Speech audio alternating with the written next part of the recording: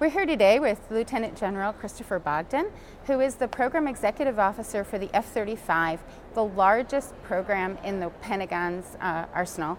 General Bogdan, you've been very critical of the program, but in recent months you've started to talk about seeing progress on the program. At the same time, though, your critics say that you're proceeding with a program kind of blindly, that is too complicated, too big, too complex, and too expensive. What do you say to those critics? I guess, Andrea, what I would tell you is there's no doubt that the program is big. There's no doubt that it's complex, and at times it's hard to manage. But that clearly doesn't mean that I don't know what's going on, or that the department doesn't know what's going on. So the use of the term blindly moving forward, I wouldn't characterize that as accurate.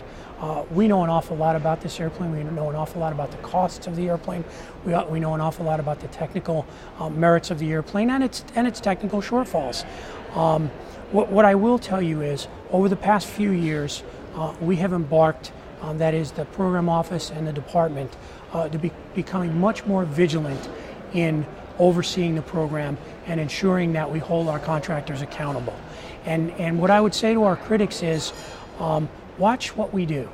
Don't necessarily listen to what we say. Watch what we do, watch the results, watch the outcomes, and then let that help you decide and form your opinions as we move forward. Because I think we're starting to get a much better handle on the program today. And you've said that you think you're getting better communication now with the contractors. Why were you so angry with them in the first place? First of all, there's always a natural tension between contractors and government program offices. But what I saw in this program when I first got here was that natural conflict was adversarial almost.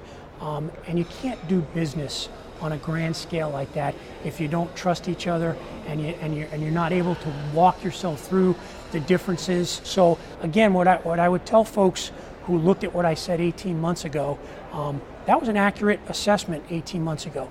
Not accurate for today. The communication between the program office and them is much more constructive now instead of destructive. So you've seen, you kind of summarized maybe quickly where the program is now. You're getting closer to the first initial operating use by the Marines. What do you see as the biggest challenges? Challenge-wise, getting to 2015, there's a whole lot of things that have to be put in place, not the least of which is the software on the program. And when I talk about software on the program for the initial capability, what I'm really talking about is our ability to drop weapons and hit what we aim, or shoot a missile and hit what we're aiming at. That software is in development and in flight test right now, very important. The other part of the software is what we call our fusion, where we take sensor information from the airplane and other airplanes and we put it all together so the pilot has what we call 360 degree situational awareness. Testing for those elements is going well. That doesn't mean that we won't find things in the future that we'll have to deal with, but they're pretty much on schedule. South Korea recently said that they're moving toward buying 40 airplanes. Can you just talk a little bit about the international support for the plane? There's a number of countries out there, including South Korea and Singapore, that are very interested, and I wouldn't be surprised in the next few years if you saw them seriously considering the F-35. Which is good for all of us because it drives the cost of the airplane down. It drives the whole infrastructure cost for everything down. What do you say to the people who are, continually sort of saying that this airplane isn't as capable as it's made out to be? There are some things about this airplane that are leaps and bounds better than any airplanes we have today. But there are also some things about this airplane that are about the same as airplanes we have today. Perfect example of that is the ability to turn tightly and pull G's. Okay? 30 years ago, that was a really important measure of merit for how good a fighter was air to air.